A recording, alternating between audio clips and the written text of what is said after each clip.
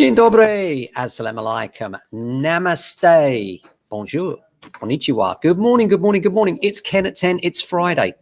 And as many of you will know, Friday is my favorite day of the week. I love a Friday. Why do I love a Friday? Well, it's the anticipation of the weekend, first of all. Secondly, it's the day we get everyone out viewing. Fridays are a great day where we really do push on getting every buyer that we have out looking at whatever properties are available right now, making sure if they're out looking through us and having discussions with people, and then, setting up for the meetings on Saturday. And Saturday's a great day too, because it's different. The reason Saturday's different for an agent is because that's the day we actually meet people a lot of the time. And it's nice to meet people, especially now, see the smiles under the masks as we're all getting used to that. So if you haven't been here before, by the way, it's Ken at 10. Welcome. Thanks for coming. We broadcast daily. We're James Alexander Estate Agents, and we talk about all things property. And if you're back again, having joined us before, thank you so much for coming back. Please do like and share the video. So what's on my mind today? Candy. Sweet, the Candy brothers, in fact, particularly and specifically a guy called Nick Candy. If you don't know who he is, then I'll tell you.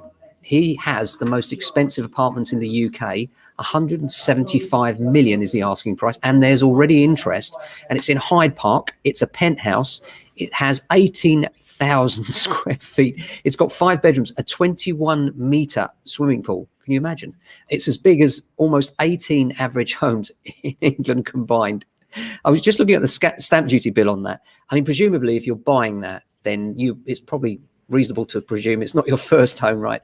And the stamp duty bill alone on 175 million is 15% if you have another home in the UK. That's 26 million. 26 million in stamp duty. Can you imagine? That's just incredible.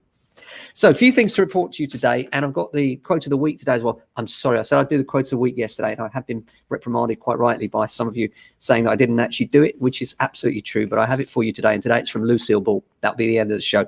So a couple of things to mention to you today. One of the most interesting things is, for a while now, we've been talking about it with bated breath, the new 95% government underwritten mortgages, the Help to Buy scheme. For the first time, Help to Buy, as announced in Rishi Sunak's budget, is available on second-hand properties. And this means that you can get a 95% mortgage with a government-backed guarantee for the lender. And that means for the lender, less risk. It means availability of mortgages at 95%, which is great news. There are some that have been available in the wider market recently. And as the pandemic eases and the market and the economy opens up, we suspect more and more lenders will start to bring products forward. That's certainly been the case so far. But why these are particularly interesting? Because they're all about the first-time buyer. They're not exclusively for first-time buyers, but they will help first-time buyers massively. So far, we have announcements from 2 lenders that they're bringing products, and we'll have the full information hopefully on Monday. Halifax and Santander look to be the first couple to make announcements.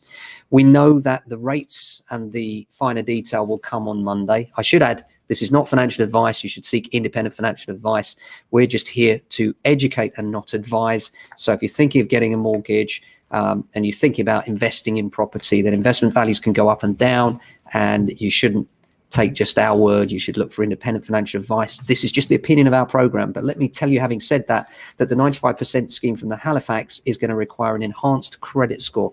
What that means is that they're looking for first-time buyers that have a very squeaky clean credit score first and foremost. And it looks like the multiplier on your salary that will be applied is 4.49 times your income, which is quite generous. So that could be a good thing. The launch date is Monday the 19th. That's 95% up to a maximum value of 500,000. And also Santander are launching one. And we know at least one of these will allow houses and flats. And the flats bit is crucial for the London market. And I'll tell you why. The market tends to be driven by the bottom up. It's been different this time because we have this incentive at 500,000 with a 15,000 saving. So many people have been refinancing, letting their own properties to buy another one. That's not buy to let, that's let to buy, completely different thing. Lots of people have been doing that. Bank of Mum and Dad, BOMAD, Mum and Dad have been helping first-time buyers to jump over what would traditionally be the first-time buyer of a flat and buying houses, but that's only for the privileged few. The vast majority have to scrape those hard-earned savings together in order to get on the housing ladder. And we want that. We want to see the first-time buyer come back. For me, that's where the market is really driven by longer term, and sustained growth comes from a healthy market overall. And what we've seen at the moment is a very busy market at around the 500,000 plus. What we want is a healthy and busy market right the way through the ranges. Why? Because that allows the people that are currently stuck in flats to move on to their dream homes. It allows first-time buyers that are currently maybe renting, spending lots of money on rent and paying other landlords' mortgages to get their foot on the ladder. And that's a fantastic thing in my book. But also, more importantly, it drives the rest of the market. If the first-time buyer gets on the ladder, then the second-timer requiring the garden because they now have a baby can make that move comfortably, and so on up the chain, up to the luxury homes and the Nick Candy penthouses. Nick Candy penthouse is a bit of a special case, really. Chance of them being involved in a chain is relatively small. But I tell you what, I wouldn't mind 0.75% of that sale. So also on the subject of mortgages, recovery ushers in higher loan-to-value mortgages. This is an article in the Times and the Telegraph today, and it says that banks are planning to offer more higher loan-to-value products. And we know this from the Bank of England scheme, but it's also a general trend. And the latest Bank of England credit condition survey has revealed that lenders expect demand for mortgages to reach the highest level on record in the next 3 months as a stamp duty holiday, household savings and increased income create incentives to move. Lenders said that mortgage availability had risen in the first quarter and was expected to improve further in the present quarter, thanks to a reduction in mortgage rates, an increase in high loan-to-value mortgages, and an easing in credit criteria. And goes on to say, lenders believe that the underlying strength of the UK housing market is improving. Anthony Codling, a housing analyst who runs Twindig, a home buyer property portal, said average prices in Britain reached 254,000 in March. We've said for a while, haven't we, that the average price in the UK is around 250k. And home buyer demand is at its strongest relative to supply since 2004, according to a survey by the RICS, Royal Institute of Chartered Surveyors. Hinckley and Rugby Building Society, not financial advice, you know, is planning to launch a 2-year variable mortgage at a rate of 0.99% in the next 2 weeks. Can you imagine? 0.99%. That is an incredible deal. So in our opinion, of course, not necessarily in the opinion of your IFA, 42% of people whose fixed-term mortgages have ended since the first COVID lockdown began have not switched. Citizens Advice Bureau fears they could be paying an extra penalty for sticking with their existing provider. This is true, you know, I hear this a lot, people saying, oh, my lender's been really good. Define a really good lender. What does that mean? They've left you alone because you've paid the interest rate that they charge. I mean, you know, a lender's a lender, largely speaking.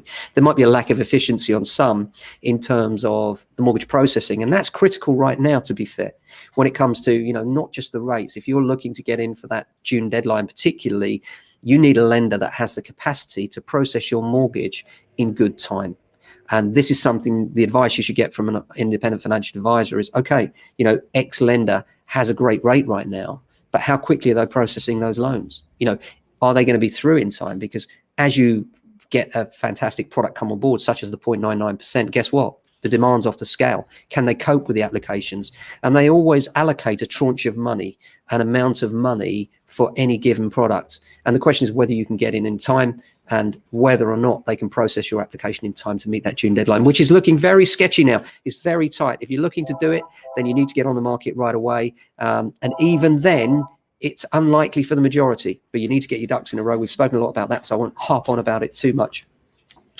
There's another article in the Times this week, in fact today, saying that the pandemic has boosted property investment. And this is from Hamptons, and data shows that property investors bought twice as many homes in the first quarter of 2021 as they did in the same period last year. Not a big surprise, is it? Last year mid-pandemic, this year coming out of the pandemic, investors are getting more confident. Good news, though, good news for the housing market. Another article from the Daily Mail, house hunters are still keen for a garage space. Well, of course they are. But Rightmove has recorded a surge in demand for larger garages. And this is despite the fact that many of today's cars are often too large for them. And thanks to the use of galvanized steel, it matters less if they're left outside. However, a garage presents the perfect opportunity for making a home larger, of course. And this is the real reason for the increased demand is people want offices, they want gyms, they want outdoor spaces, they want somewhere that they can retreat to. They still want man caves, don't we all?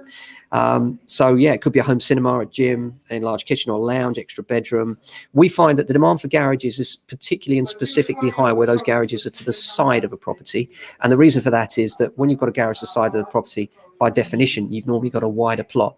And those wide plots provide a bigger garden front and back, more privacy and more scope and potential to expand. The P word, isn't it? Potential. That's what everybody wants these days, is potential. That's it for today. So I hope you've had a fantastic week. We've got a fantastic weekend coming ahead. We're going to get to work now on getting all these lovely buyers out and getting them viewing the houses that are left on the market, try and get those ones sold. Quote of the week. I promise you we do that today, and certainly we will. And it comes from Lucille Ball. And it's this: I'd rather regret the things that I've done than regret the things I haven't done. Love that. Good motivational quote for you. I'd rather regret the things that I've done than regret the things that I haven't done. That's from Lucille Ball. Hope you enjoy that. Have a fantastic weekend. Stay safe. Look after your family and friends. And we will see you on Monday with another edition. Take care.